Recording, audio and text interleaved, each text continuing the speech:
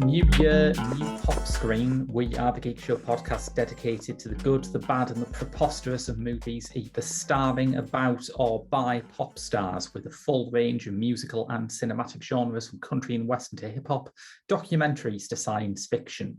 I'm your host, Graham Williamson. I'm a filmmaker and film critic for Horrified, the British horror website, as well as the Geek Show, where I do film reviews and classic Doctor Who reviews on our Patreon.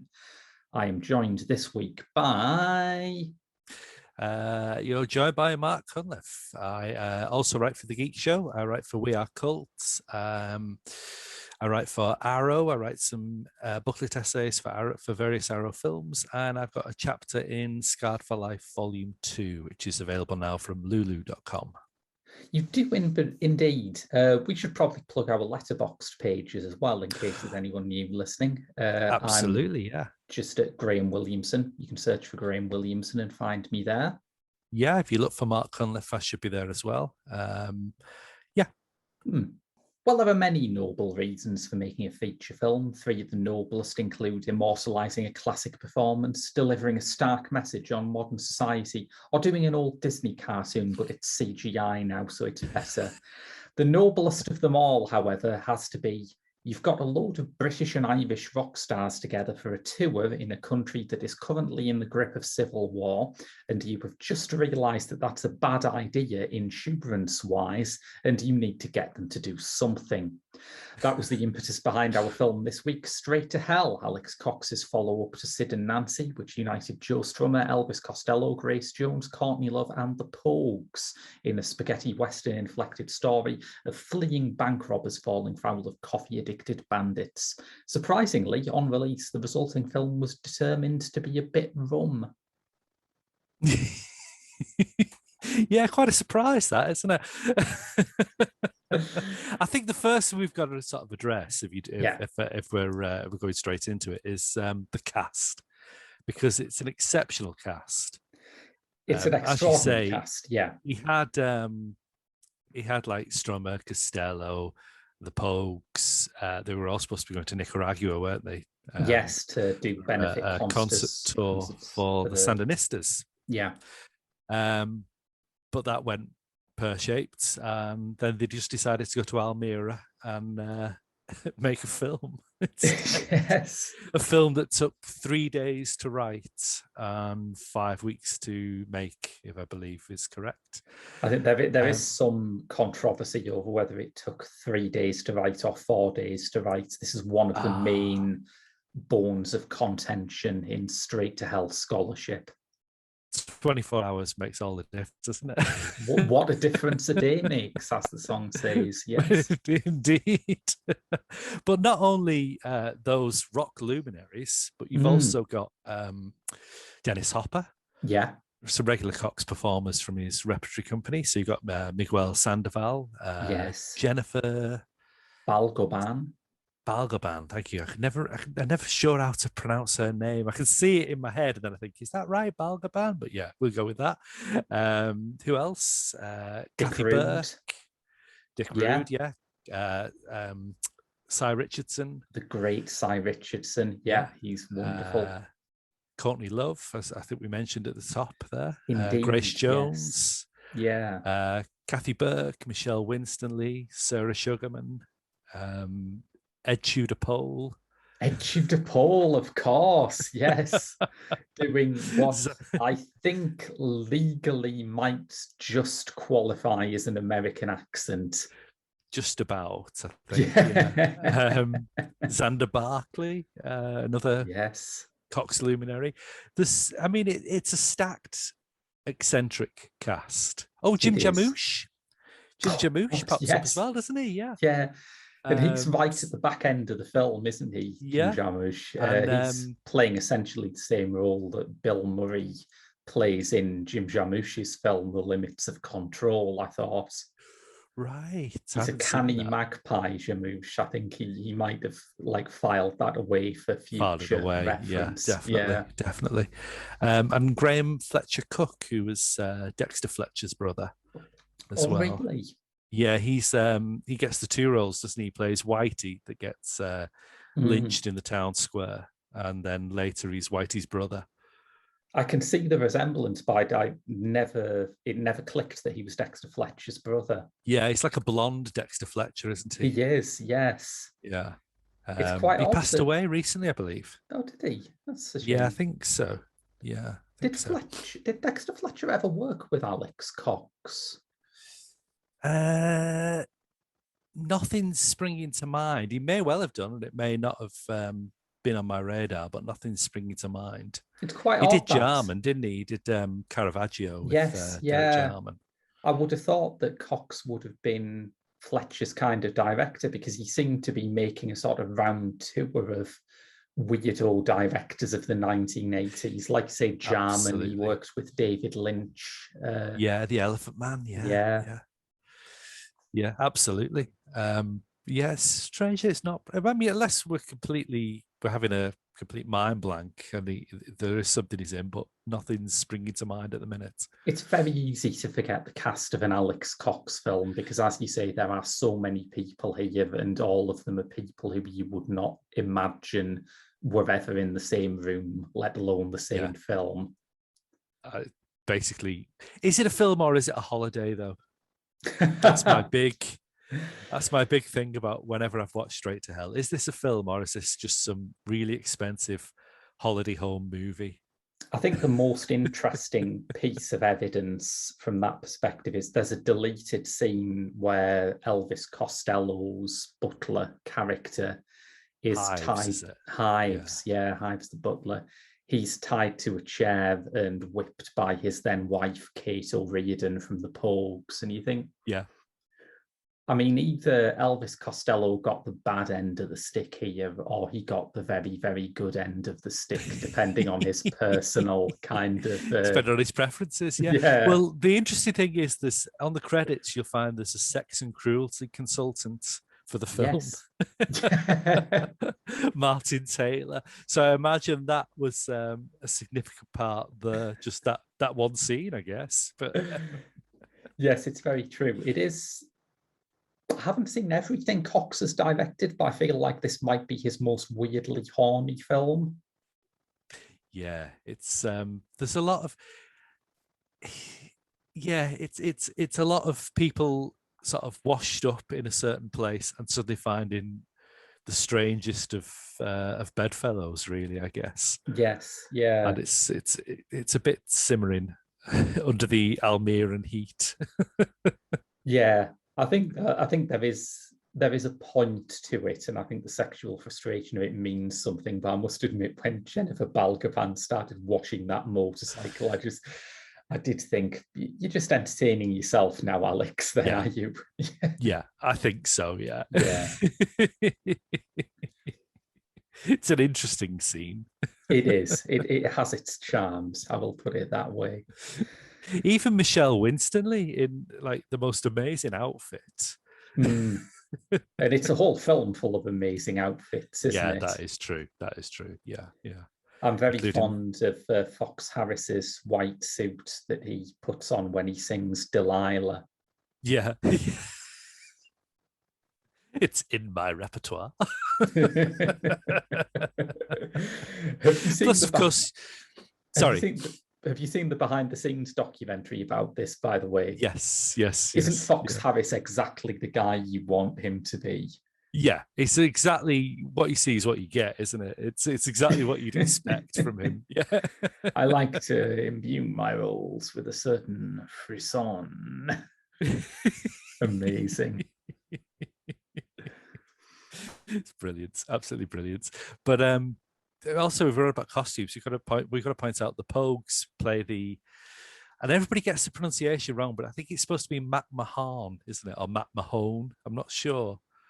McMahon would be a good Pogues in joke, I think. Yeah, I think so as well. But it seems to be that everybody pronounces it slightly differently in the film. Yeah, let's call them McMahon. Yeah, I Yeah. think that probably sounds the right one, doesn't it? They were mariachi costumes, Yes. which is a brilliant aesthetic. But you get the idea of like there's an Irish folky rock punk band who aren't really Irish now dressed as a mariachi band in Spain. It's a lot, yes, as they say. Yes. It is a lot, isn't it? And the introduction of them is so chaotic. And I must admit, the introduction was the one point where Straight to Hell had a very bad reception on release. And the introduction of the McMahons was the bit where I thought, the critics might have had a point, because it's so squabbling and chaotic that it becomes kind of annoying. Yeah, every single person is I mean, I've worked in community theatre and agitprop, and it's literally that every single person is doing their own little bit of acting. Yeah. At exactly the same time, and it doesn't correspond with what anybody else is doing.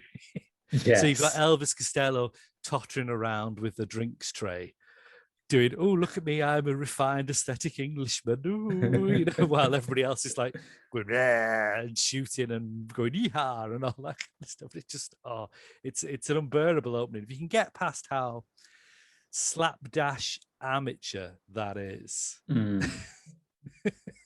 It's quite and a it's weird... a shame, because the setup before it is quite professional, isn't it? It's the gang, Richardson, Strummer, Rude, and Courtney Love. That's quite a professional looking setup, that opening those opening scenes. But it's only when you get to the actual spaghetti western town that the Pogues turn up and everything.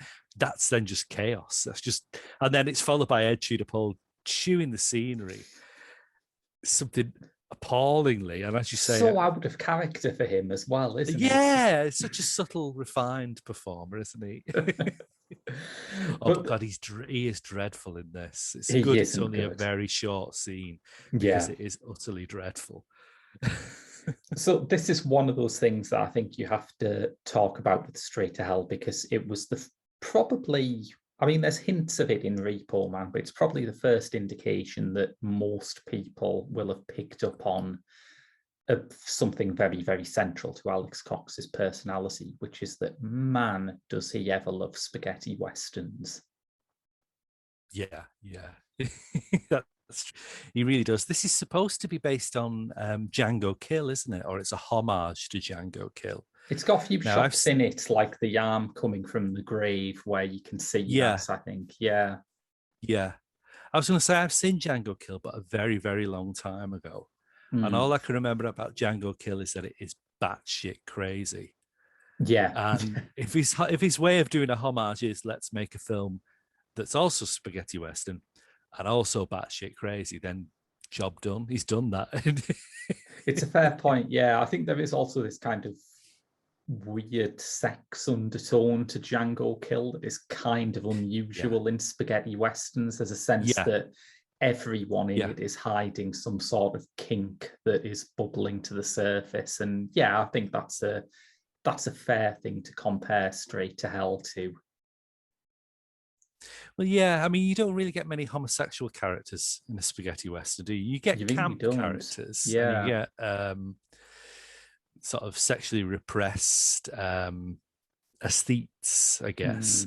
But ones that are actually... the villain in... I was going to say the villain in Sabata is a great example of that sexually repressed aesthete. He's very almost like a Bond villain. But not outwardly homosexual. No, that's very unusual. And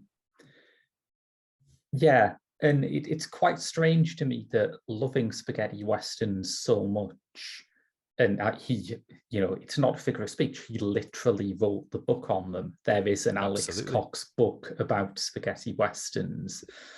He So Many seems to. Thousand Ways to Die in the West. Is that what it's called? I think so. Yeah, I can't remember exactly how many I ways do to have die it there as well. are. I'm not sure where it's on my bookshelf somewhere. I do have it, but I I can't should remember the have it. title. Why don't I have it? Let me just look this up. Yeah, 10,000 Ways to Die, a director's take on the spaghetti western. Yeah, it's a good book. It's Yeah. it's a nice it's one of those that if you hear a spaghetti western title and you go, oh, I'm not sure about that.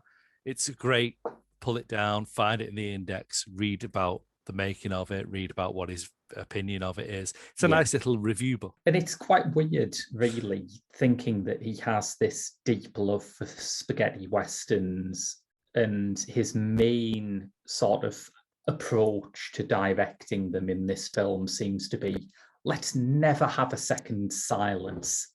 You know, has there ever been a good spaghetti western with a pause in it? I think not. That's true. I hadn't thought of that actually. Yeah, it is wall to wall obnoxious sound, really, isn't it? And Yes. there's none of that Leone pause or anything like that. Or yeah, and even when he tries to do great wide angle shots with like all the protagonists in it, it's slapdash. There's a boom mic visible. I think it's the scene where Ed Tudor Pole and his posse come in. You can see, and everybody's all lined up in that great sort of Leone sort of stance. You Yeah. can see a boom mic just bobbing up and down in the top right corner. I'll have to go back to that. I missed that. It's really distracting, and you think somebody who really knows his stuff would be on it. I mean, it can't have anything to do with the copious amounts of wine and grass that was being bandied around the set, can it? It's almost like making a film on holiday with a bunch of hard drinking rock stars is a bit of a bad way to just get a coherent film. Just a bad idea, Yeah. It is just a holiday movie, isn't it? I mean, I've got a couple of quotes here. There's a great one from Kathy Burke, which says, straight to shit's what I call it. Bollocks. A great laugh, but that's what the film looked like. Look at us having a laugh. But it was fantastic, sitting up on a mountain with Elvis Costello. So, okay, greatest living English woman or merely one of the greatest living English womans? Where do we stand on Kathy Burke? Oh, greatest living English woman. I would agree. Yes, definitely. Yeah. There's also a good quote from Shane McGowan, which goes, the best thing about it was 5 weeks paid holiday in southern Spain.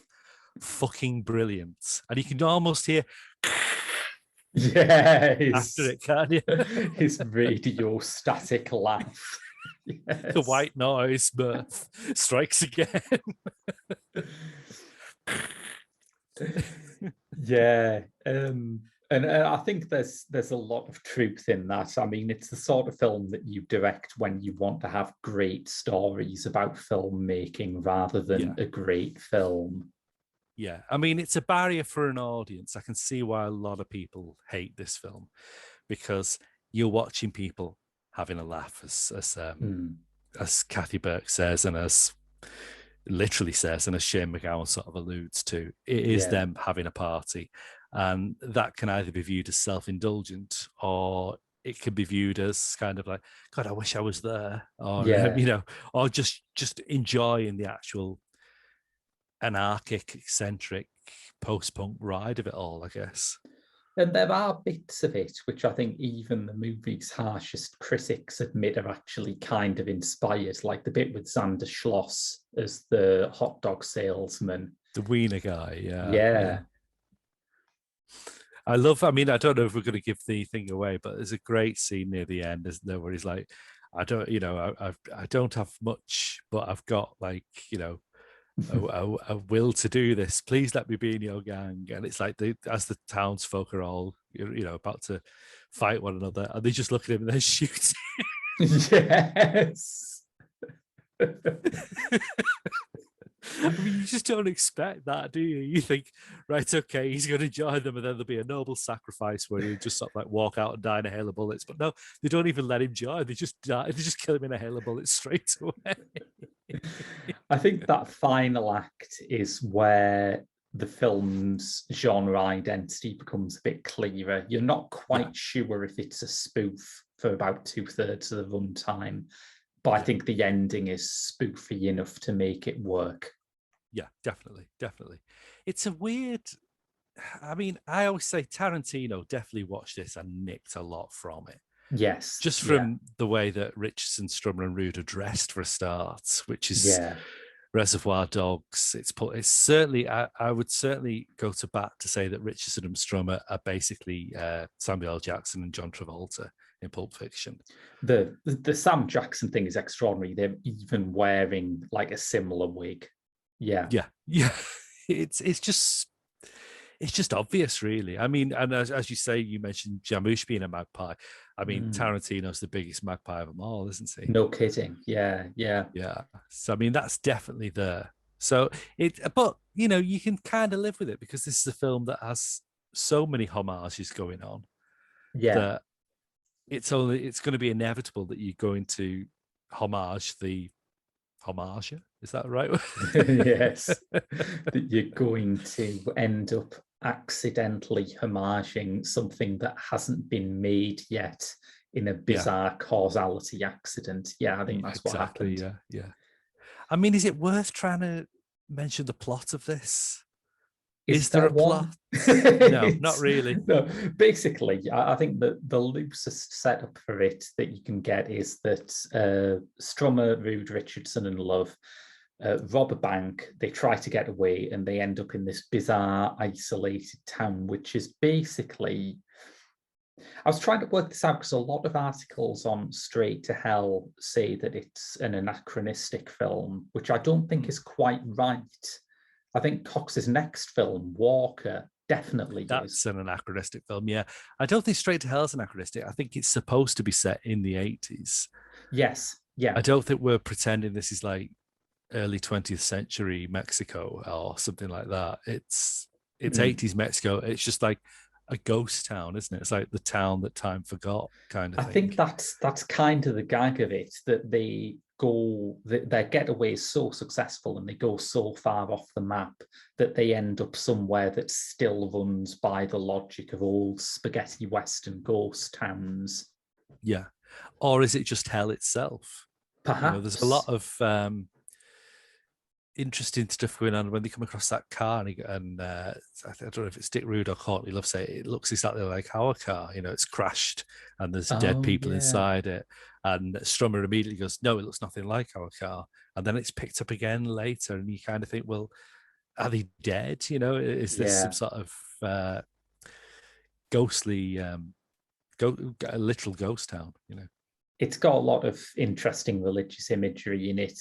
Probably the most famous one is the crucifix at the end with the little skeleton tied to it. On, yeah. Which reminded me slightly of like maybe the monkey that gets tied to a cross in Herzog's Even Dwarves Started Small. Maybe that died and they're just still carrying it around. I don't know. It's a brilliant aesthetic, though, isn't it? It's very striking. I think it's the cover of the DVD as well. It is, So it's certainly the cover of the one I've got. Yeah, so that's it is a striking shot, definitely.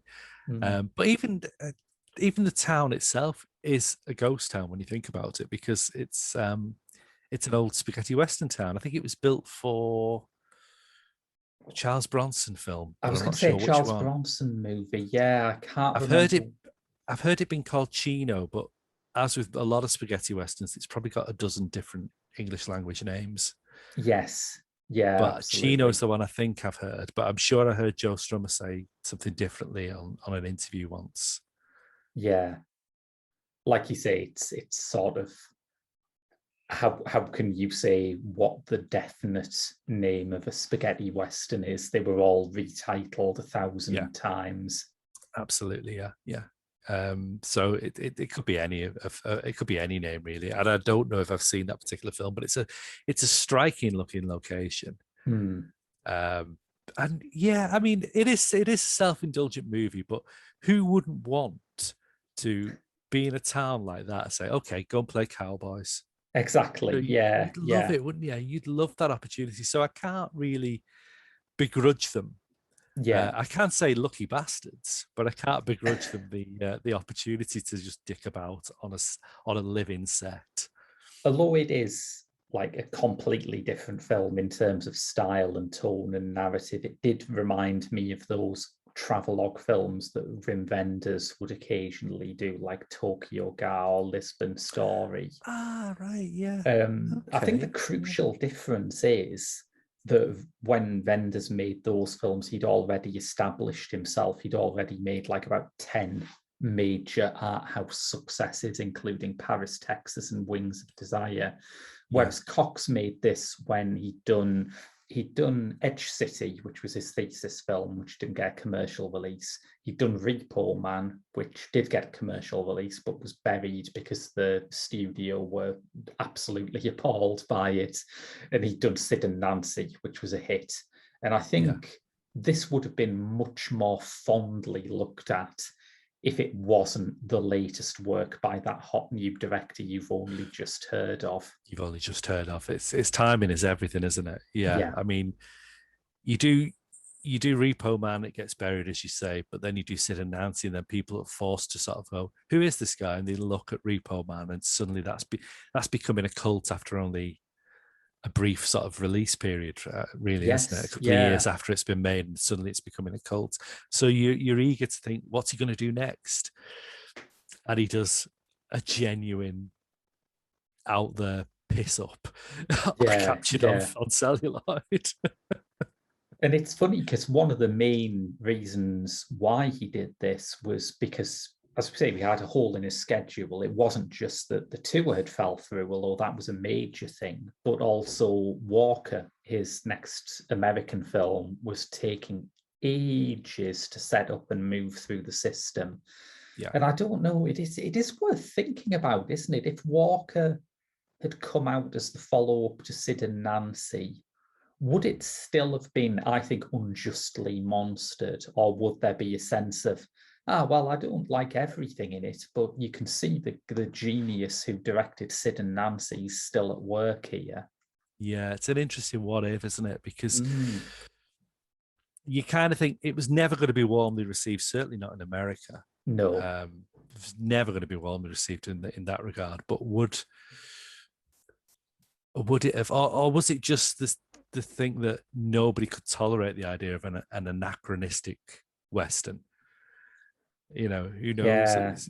Whether the knives are going to be out anyway, whether because it came out after this, people were saying, "Oh God, he's doing another bloody Western," you know? Yeah.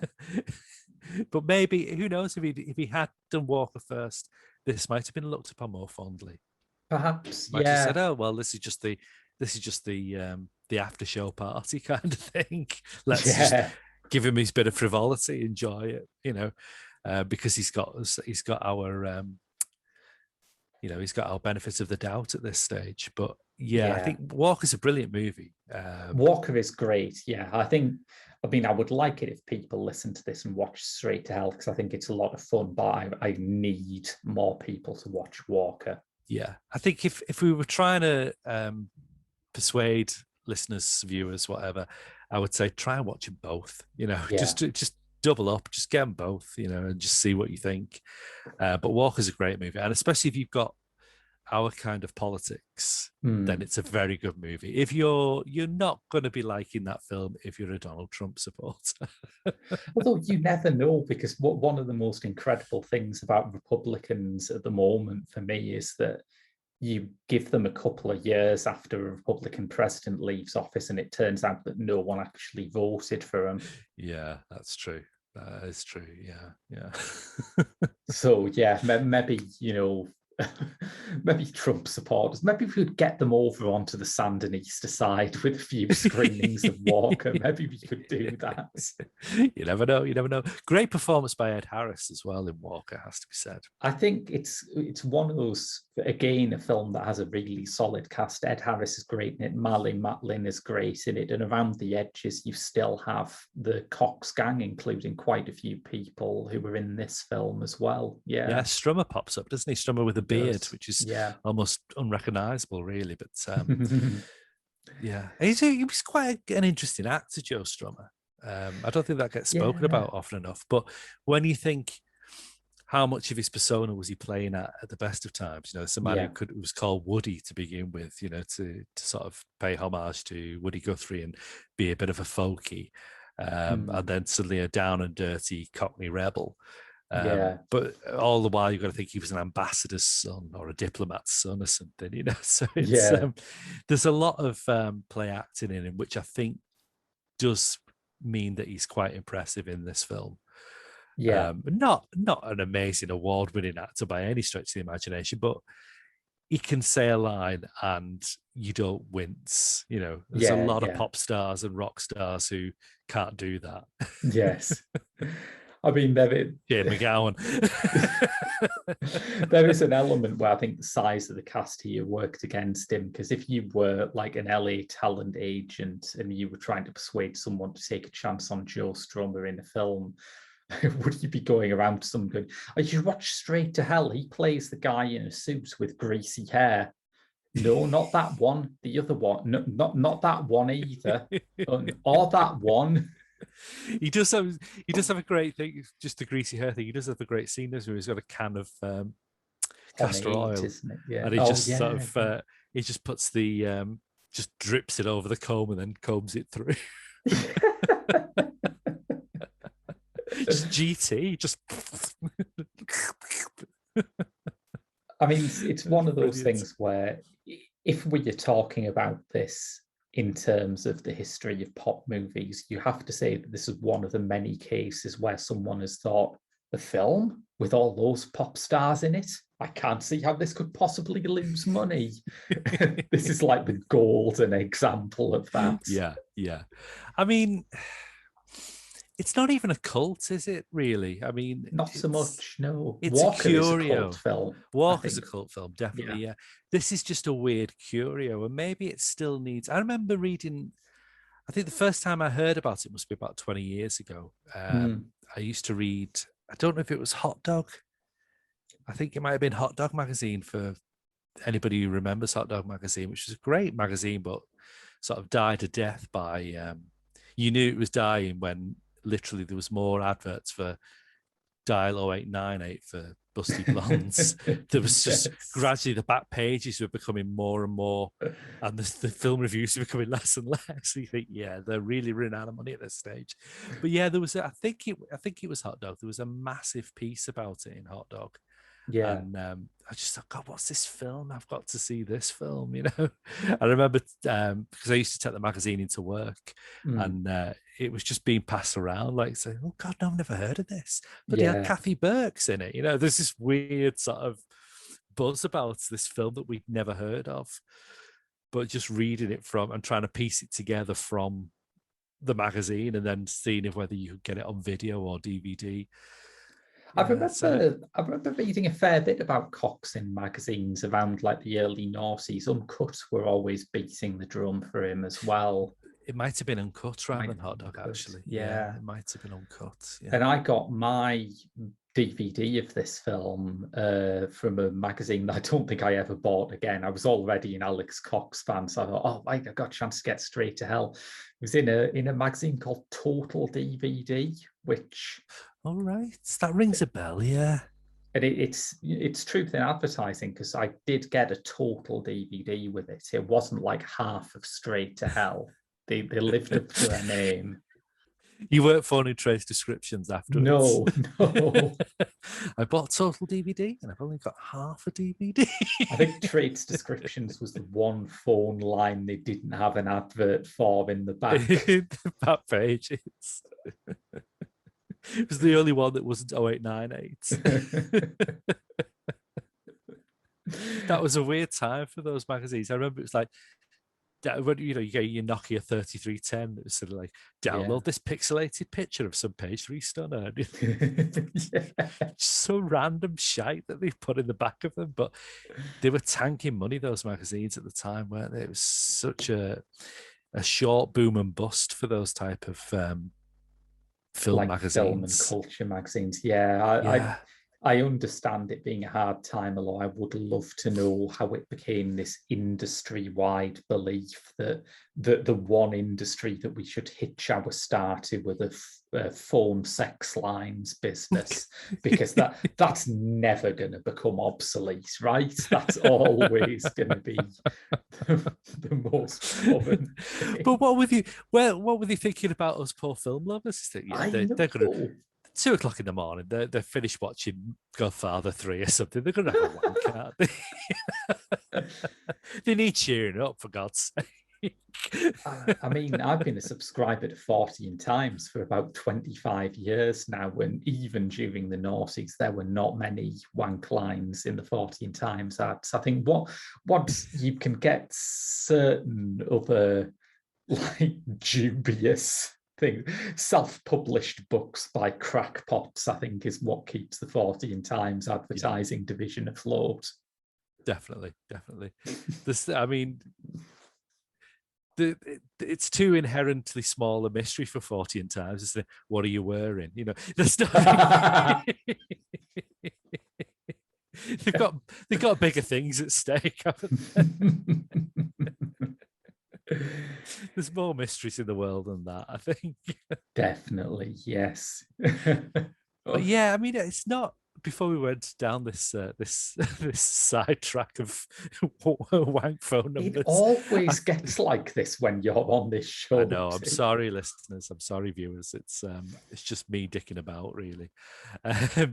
Much like the film itself, it's just people dicking about on camera. Yeah. But yeah, it's not a cult film. It's still, even now, what, 30 odd years after it was released, it still hasn't really found an audience who are willing to embrace it. And it's so it's still a bit of a curio. I mean, I get it, because it is a very rough, very alienating kind of film in a lot of ways, but there are a lot of things in it, like, as you say, the Tarantino connection, where you can look at it and say, this came before that, and it gives you a bit more context to enjoy it in. I don't think anyone was really talking about spaghetti westerns in the late 80s. If they were doing it very quietly. Yeah, I think it's sort of, although I think it's more, I mean, just looking at Blu-ray releases, it's more popular now, I think. There's a lot of spaghetti westerns getting released and getting dusted down and appreciated. And I mean, they're very easy to, I mean, Stuart Lee is a huge fan of spaghetti westerns, and he says, you know, he literally, I think he said something about watching Once Upon a Time in the West as a teenager and missing part of it, and he didn't get round to seeing it properly until like he was in France a few years later and saw it in a cinema. So I mean, they were rare as hen's teeth for a bit, but now, you know, there's these channels like Movies for Men on, you know, cable, which again sounds like another wank sort of thing, doesn't it? It's like really does. I think they've rebranded that, because I did occasionally like say, oh man, I saw Kioma last night. Oh, what channel? Movies for Men. And as soon as you say it, it's just like, now hear me out on this. Yeah, you've got to sort of, you've got to then explain yourself, haven't you? Yeah. But yeah, they were always like war films or macaroni combat films, and then spaghetti westerns. It just seemed to be wall to wall, those, weren't there? Yeah. And I think if you've got an Amazon Prime account now, there's a load of spaghetti westerns there that are just free to view.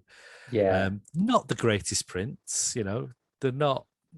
Amazon Prime haven't sort of like tidied them up in any respect. They look like they're shot through your mum's tights, you know, and the sound might be a bit like you've got tinnitus, or you know, you might not get the right subtitles. But these are rare films, and quite often they're a very good time as well. Again, if you're politically inclined, a good spaghetti western is always has something a bit more damning to say about the state of the world, perhaps than, even more so than social realism films, really. Well, it's one of those things, isn't it, where the American westerns have to bite their tongue a bit about issues like the Indian Wars being a genocide because they are made by Americans for an American audience. Yeah, they do, don't they? American films, because, they can't really wag the finger at the problem of capitalism. Yeah. Yes. It's not a big let's attack capitalism movie, is it? Although the suits do come in at the end, but there's no, I mean, it's a film about coffee. I mean, I suppose coffee is supposed to be, I don't know. Is it a motif for drugs? Is it a motif for gold?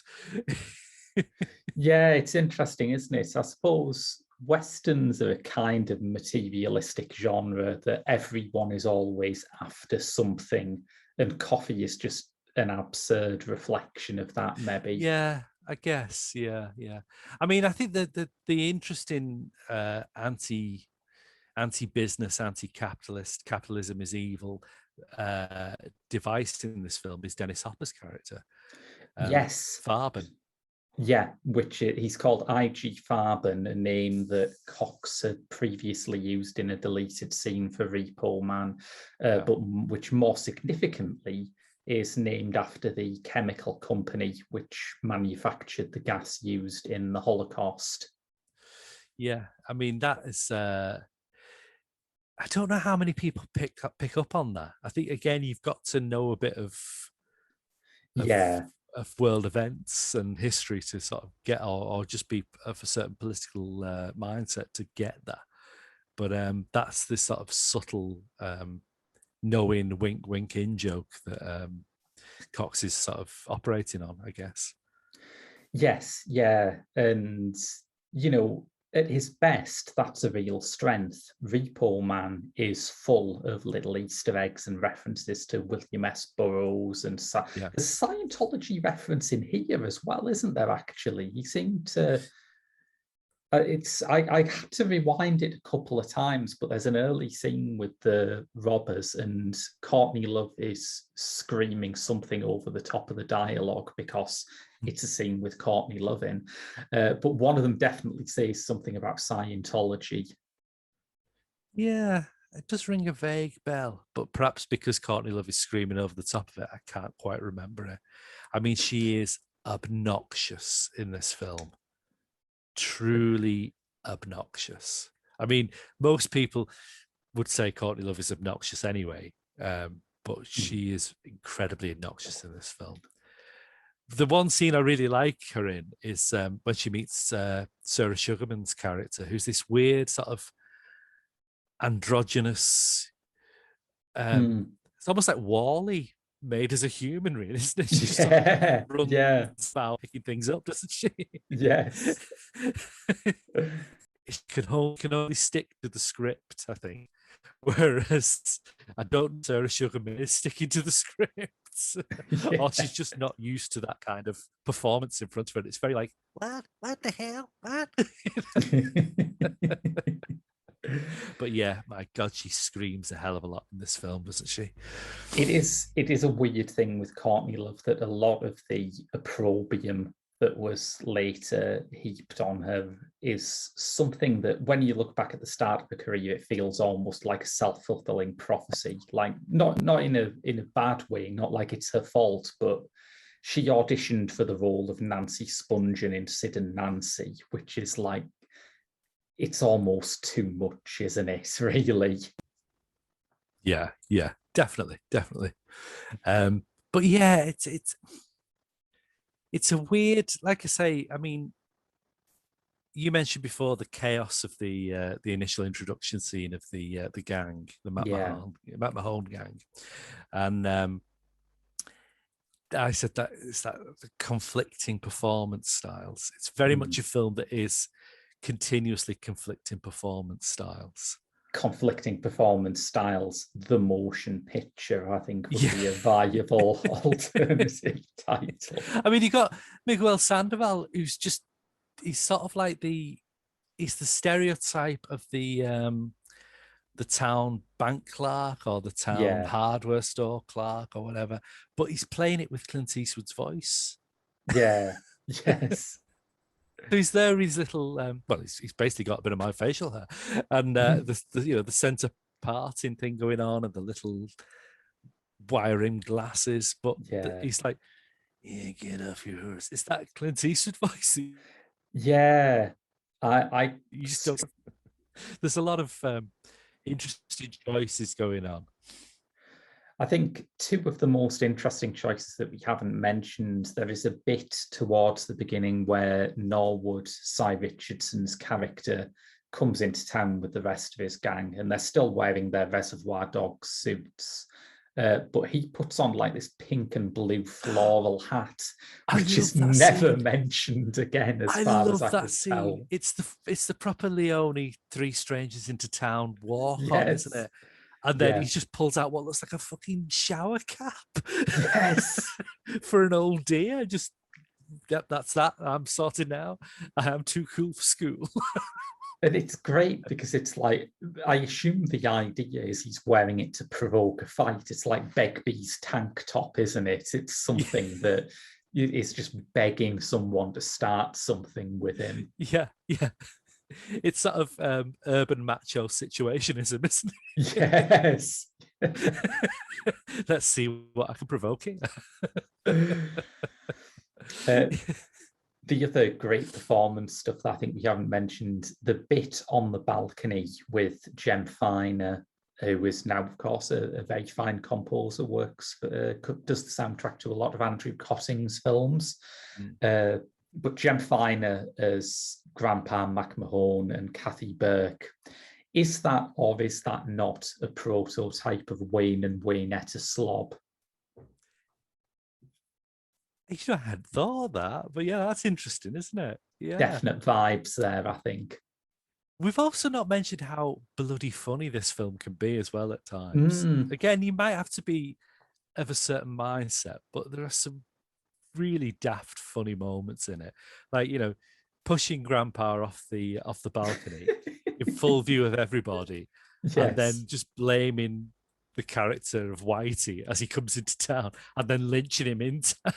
Yes. There's a great bit where Joe Strummer just picks a rock up and throws it at him. It's just a spectacular shot where he's half talking about, oof. It just cracks me up.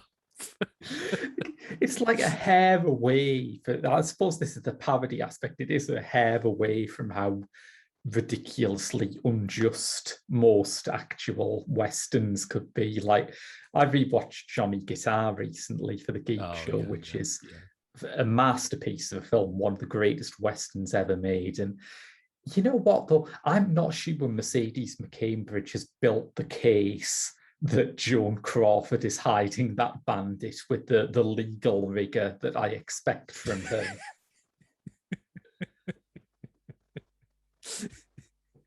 You see, this is it. People think, Westerns should be sort of po-faced, but some of them have just, just, especially spaghetti Westerns, and as you say, Westerns like Johnny Guitar, which were just utterly eccentric, not what people expected whatsoever. There is some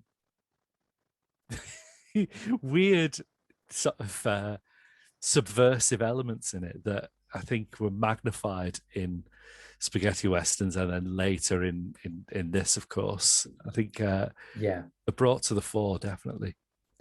I think maybe without wanting to downplay the things in it that are wrong and that do go wrong, and the things in it that are going to be divisive, like, I mean, watch the opening and the litmus test is if you can stand Courtney Love's performance, you're going to be fine with the rest of this.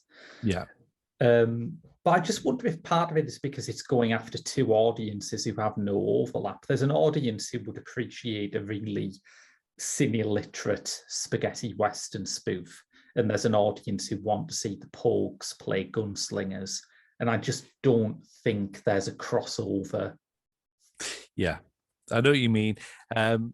It also becomes that weird tradition of the British Western as well, which is a very interesting sort of weird little subgenre of Western, really, where you've got things like The Singer, Not the Song with Dirk Bogarde and John Mills in the 50s, which is just... I mean, we're talking about Westerns that have an air of suppressed kink. Yeah. There's one. Yeah. Dirk Bogarde in leather trousers is definitely up there, yeah. But I mean, lambasted on its release, but now a bit of a cult... Of cult interest, especially now what we know of Dirk Bogarde's sexuality as well. Yeah. But then, we were making spaghetti westerns or co-financing some spaghetti westerns in the 70s. There's a great one, which I have to say almost in a sort of Alexei Sayle voice, A Town Called Bastard. Which is...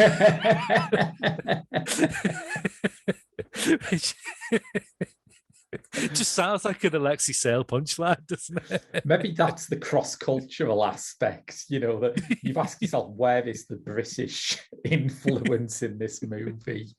And it's named after what is probably an Alexei Sayle joke. I mean, A Town Called Bastard, again, Dudley Sutton as a mute gunslinger. I mean, who doesn't want to watch that, Yes. And I'm sure it's got a hearse driving about, which just reminds me of Doctor Who, Greatest Show in the Galaxy. Oh, yeah. So there's some weird sort of...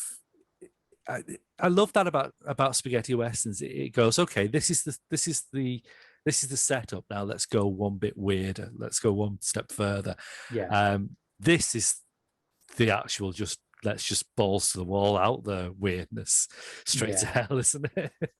But again, it's like that image of the hearse driving around. You could put that straight into Straight to Hell and it wouldn't stick out. It is proof that this is reacting to something real that's actually in those movies. Yeah. And although, as we say, there's no sort of crossover audience, these things were still getting made, So, I mean, I think this would be a good double bill with Comic Strip Presents Fistful of Traveller's Checks. Yes. Seeing as we're talking about Alexei Sayle and that. I mean, that is almost like the support feature to this film, really. Yeah. Again, another idea of let's get a load of eccentric people, plop them down in Spain on an old spaghetti western set and let them pretend to play Clint Eastwood, Lee Van Cleef. Yeah. And then throw in... Aid Edmondson in a matador outfit and a very thick Yorkshire accent. Well, that's the thing when you said in terms of A Town Called Bastard, when you said Dudley Sutton plays a mute gunslinger, part of me did think, now, did he have lines and then they heard his American accent? Is that what happened to you? Well, he might have been drinking as well at that point, so they might have just thought, he can't remember his lines, let's just make him mute. There's a great story about Dudley Sutton, which I probably bored a lot of people with. I don't know if I've told it before, so apologies. But he used to share a flat with Mike Pratt, the star of Randall and Hopkirk Deceased. Oh, yeah. In the 60s. And he said to Mike Pratt one day, he said, that programme you're doing, that Randall and Hopkirk, he said, I could do with a part on that. I'm really skint. Nobody's employing me because my drinking's getting a bit out of hand. And he turned around, he said, Dudley, you were in it last week.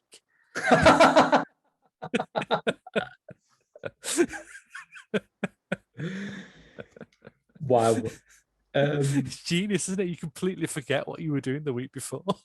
I think that's the mark of a true alcoholic, isn't it? This is a good place to have that story in, because I cannot think of many other opportunities we'll have to talk about Dudley Sutton on pop screen. I mean, there should be a podcast just devoted to Dudley Sutton, I think. Yes, join us in 2023 when we launch the Sutton Files here at the as well as our introductory podcast for people who aren't familiar with Dudley Sutton, called Sutton Who.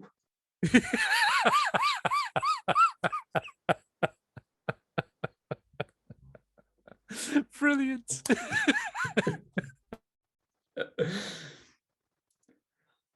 I feel like we probably can't go far beyond that, can we? That's the end of the show.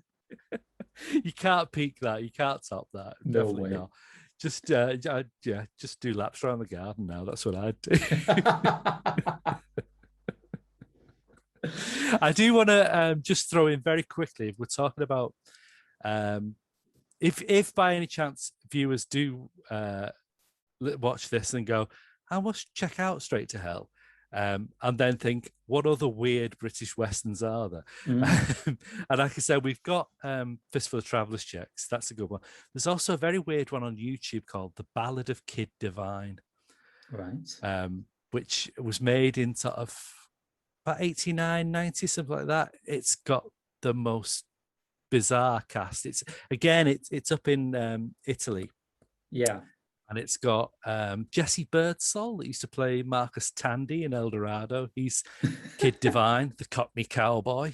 Neil Morrissey and Martin Clunes are some Irish bounty hunters. And that'll be before Men Behaving Badly, right?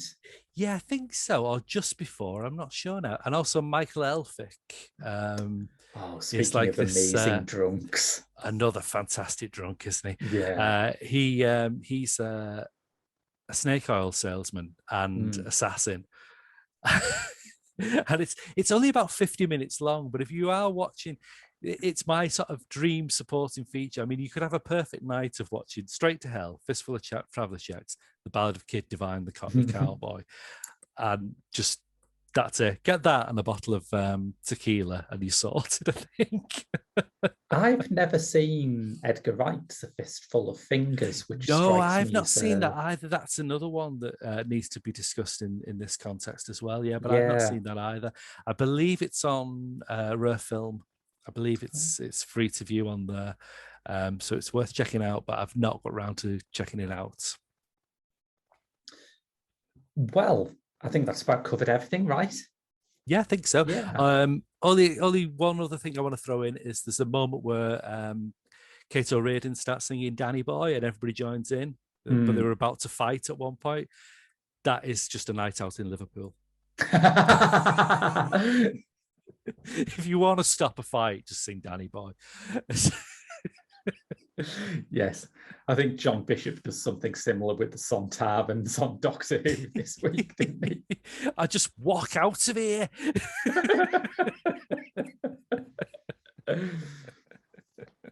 He's very good in that. He's very good. But that's a different podcast as well, isn't it? It's a different podcast, yeah.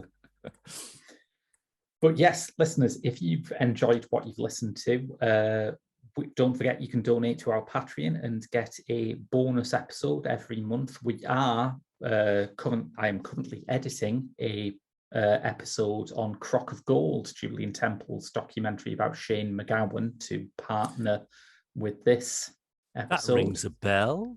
No idea who's on it. No idea who's on it. No. Some twat. annoying person. Yeah, some twat. Some pretentious wankers on there, just banging on, boring the arse off everybody.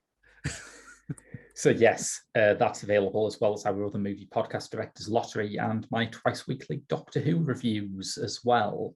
But well worth it. I thank you. But I'll pay you the £5 after.